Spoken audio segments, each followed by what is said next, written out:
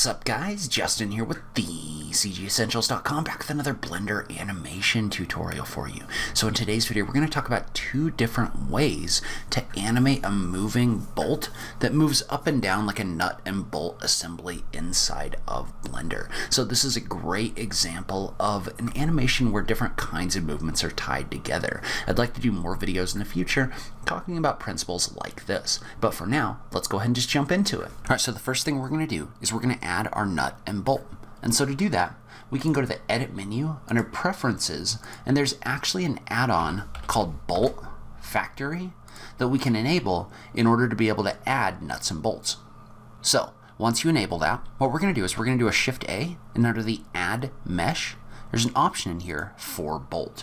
And so a few things to point out about this. So the first thing about this is I don't know why, but this comes in super big, like giant. And I'm not really sure what the deal is with that. I think that this add-on might not be, I think it predates the unit system that was in here. But in any case, what we're going to do is we're just going to create a bolt and a nut, and then we're just going to scale them down is all that we're going to do. So first thing I'm going to do is I'm going to adjust the overall thread length like this. And then there's other things you can adjust in here too, things like the different head types. So you can set if it has like a bit or something like that. So you can kind of play around with this a little bit, but for right now all I want to do is just create this bolt. And then we want to do a Shift A, and we want to add another bolt, but this time we want to select the option for nut. So what that's going to do is that's going to add a nut in here. And you just want to make sure that you set the size to be the same for both of these, or at least close enough that it looks the same. And then we'll be ready to go. And so what we've got is we've got our nut and bolt in here, and I'm going to bring these in. I'm just going to do a shift click. I'm going to scale them way down. So I'm going to scale this to a value of 0.1. And I think we're probably going to need to bring it down again. So I'm going to bring it down, probably by a value of 0.1 again.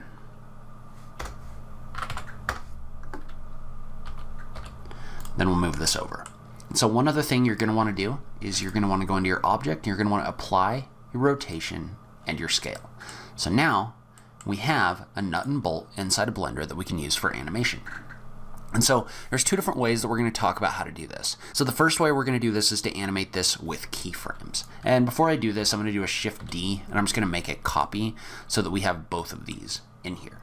But the way that we're going to do this is we're just going to go into our animation editor like this. I'm going to switch this over to material preview mode, and we're just going to use keyframes in order to set this nut and bolt moving.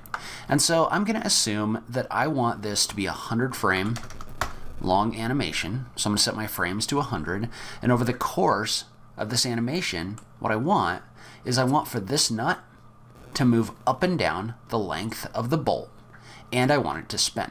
So to start off, I'm going to set a base keyframe. So I'm just going to select this nut, hit the I key, and add a location and rotation keyframe like this. So what that's done is that's just set this initial location to what we want it to be. Well, now at frame 100, I'm going to drag this over to 100, then I'm just going to type G, Z, I'm just going to move this up right here. And we're going to insert a location keyframe. So now, over the course of our 100 frames, this is going to move up our bolt, right? So very simple animation, but it's not rotating. And so we need to set this so that it's rotated as well. And so if you remember, we already set this with a rotation keyframe over here. So all we need to do is right here, we need to set it with another rotation keyframe.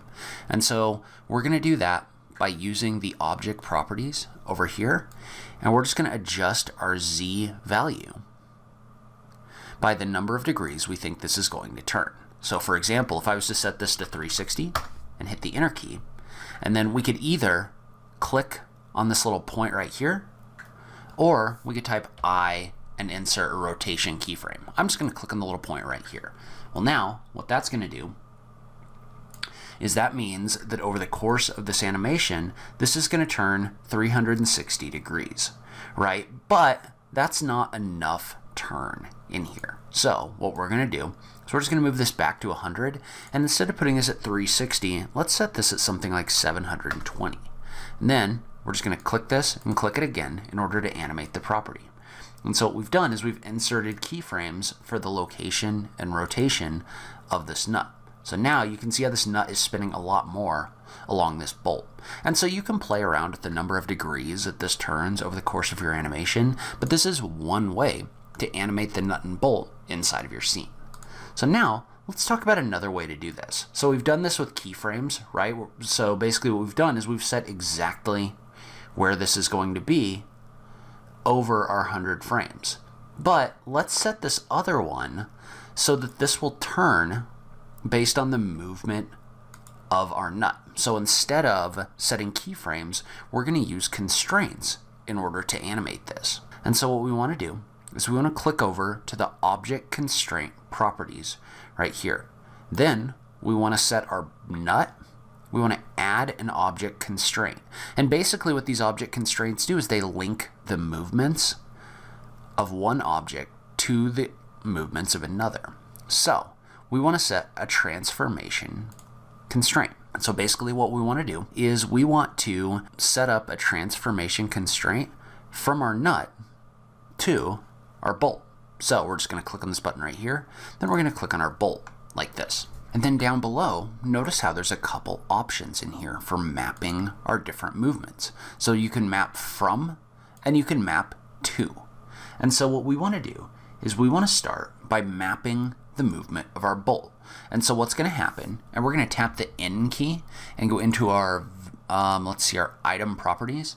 Well, what we want to do is we want to figure out the length of the movement if this bolt was to move down. So I'm going to type G, Z. I'm going to move this down until this is all the way through, right? And so what we want is we want this Z value, the up and down value, because we're going to use that in our constraint. So I'm going to click right here, and then I'm going to do a Control C in order to copy this, like this. So now we're going to go back into our nut, and we're going to set our Z minimum to that value that we just copied. So we're going to do a Control V to paste that in here. So now, as long as our bolt is moving in the distance between 0 and negative 5.13, we can set this to have a rotation. And so now what we want to do is we want to set our rotation for when our object is moving. So I'm going to click on the Map to Rotation, and I'm going to set our rotation for right now to 360 degrees. That means that when the bolt moves, the nut is now going to turn, as long as we're moving inside of that range that we gave it. So that's pretty cool. The other thing we can do right now is the problem is we can move this through this nut, right? And we don't necessarily want that. So let's add another constraint to this bolt so that it can't move beyond the head of this nut. So the way we're going to do that is we already know that this is the furthest that we want this to move, right? So we're just going to copy the Z value again, and this time in our bolt, we're going to add a limit location value right here.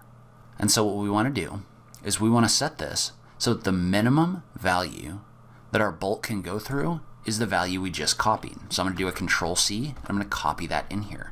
So now what that means is that we have a limit location constraint that doesn't allow us to move this down beyond that location. So we can move it up like this, but we can't move it any further than the head of the nut. So we can use these constraints to limit the movement of our object inside of Blender. So I'm definitely going to be doing more videos on this system. It kind of reminds me of the movement simulation system inside of Fusion 360, where you can simulate things like bolts and gears and other things like that by limiting movements. So I am super excited to do more about that, but I'd love to hear from you. What kind of tutorials would you like to see with this style of animation? If you like this video, please remember to click that like button down below. If you're new around here, remember to click that subscribe button for new Blender content every week.